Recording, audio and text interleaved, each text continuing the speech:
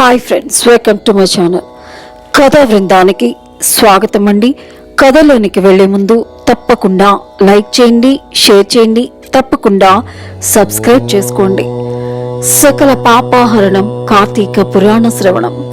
పరమ పవిత్రమైన కార్తీక మాసంలో నిత్య పారాయణంగా చెప్పుకుంటున్న కార్తీక పురాణంలో భాగంగా వశిష్ఠుడు జనక మహారాజుతో స్తంభదీపం మహత్యం గురించి వివరించిన సంగతులను గురించి ఈ కథనంలో తెలుసుకుందాము.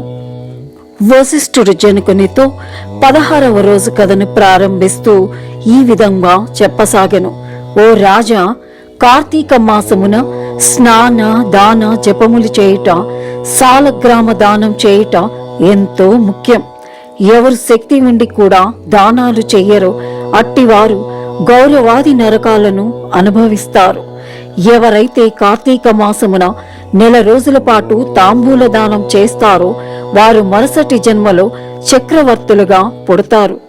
కార్తీక మాసంలో దీపారాధనకు ఉన్న గొప్పతనం అంతా ఇంతా కాదు.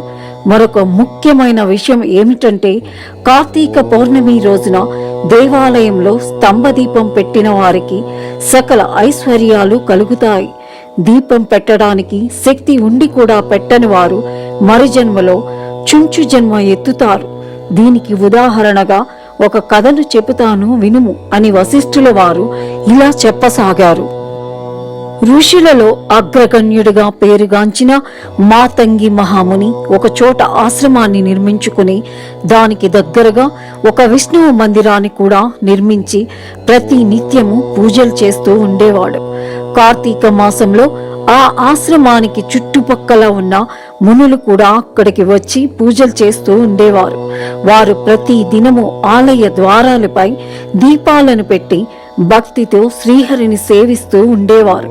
ఒకనాడు ఆ మునులలోకెల్లా వృద్ధుడు ఒకరు తక్కిన మునులను చూసి, ఓ సిద్ధుల్లారా, రేపు కార్తీక పౌర్ణమి కావున మనము హరిహరాదుల ప్రీతి కోసం ఆలయానికి ఎదురుగా ఒక స్తంభాన్ని నాటి దానిపై దీపాన్ని పెడదాం.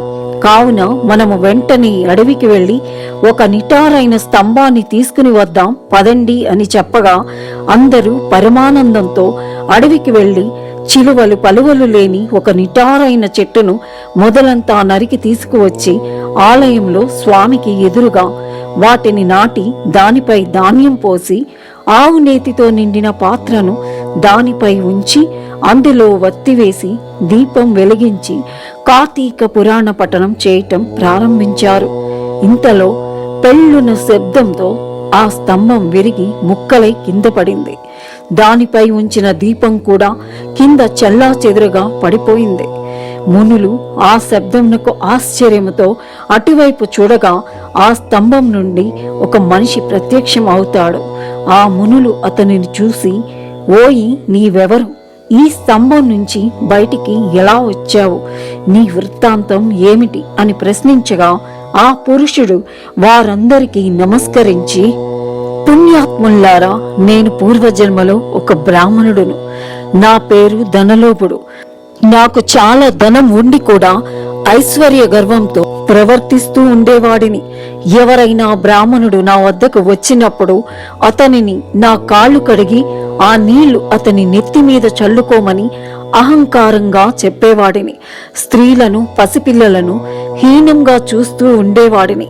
దాన ధర్మములు చేయకుండా పాపినై అవసాన దశలో చనిపోయిన తరువాత ఎన్నో జన్మలలో కుక్కగా, కాకిగా, తొండగా జన్మించి చివరికి చెట్టుగా అడవిలో పడి ఉన్నా. నేను మీ దయ వలన స్తంభముగా మారి కార్తీక పౌర్ణమి రోజున భగవంతుడిని దీపారాధనకు ఉపయోగపడిన పుణ్యానికి నేటితో నా పాపం నశించిపోయి నరజన్మనెత్తి జ్ఞానిని అయ్యాను అని చెప్పగా ఆ మునులు ఆశ్చర్యముతో, ఆహా, కార్తీక మాసంలో వచ్చే కార్తీక పౌర్ణమికి ఎంతటి మహిమ కలదు! ఆఖరికి చెట్లు, స్తంభాలు కూడా ముక్తిని పొందుతున్నాయి. మరి కార్తీక పౌర్ణమికి ఆకాశ దీపం ఉంచిన మానవుడికి ఎంతటి మోక్షం కలుగుతుందో కదా అని చర్చించుకుంటూ ఉండగా విన్న ఆ పురుషుడు, స్వామి, నా కర్మబంధము నుండి విముక్తి ఏ విధంగా కలుగుతుంది? నా సందేహాన్ని తీర్చండి స్వామి అని వేడుకుంటాడు. మునులలో ఒకడైన అంగీరసుడు అతని సందేహం తీర్చటానికి ఇలా చెప్పసాగెను అంటూ వశిష్ఠుల వారు రేపటి రోజున ఈ వృత్తాంతం తెలుసుకుందామంటూ 16వ రోజు కథను ముగిస్తాడు. ఇది స్కాంద పురాణంలోని కార్తీక మహత్యం 16వ అధ్యాయం సమాప్తం. ఓం నమః శివాయ.